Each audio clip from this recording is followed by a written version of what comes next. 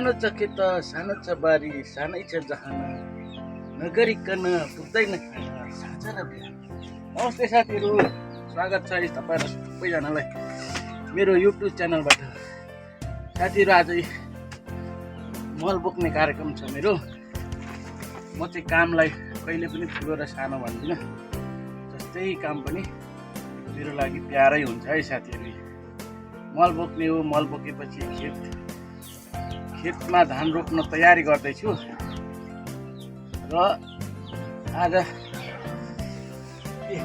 मल बोकेर भोलि ट्र्याक्टर लाएर जोत्ने अनि पानी लाएर फेरि आली काट्ने।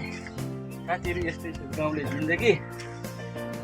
रमाइलो छ, रमाइलो लाग्छ। परिश्रम गर्नुपर्छ, मेहनत गर्नुपर्छ। स्वदेशमा होस् या विदेशमा हामीहरू मेहनत गरेर मल बोकाइन्छ।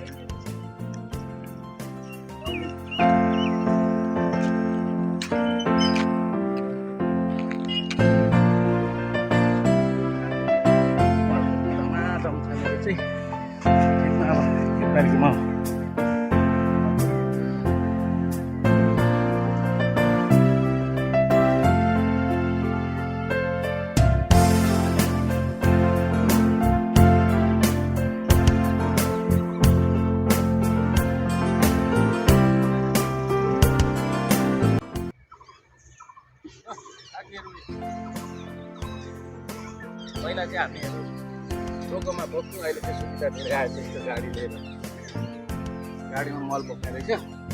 सजिलो छ है। आज दिउँसोभरिमा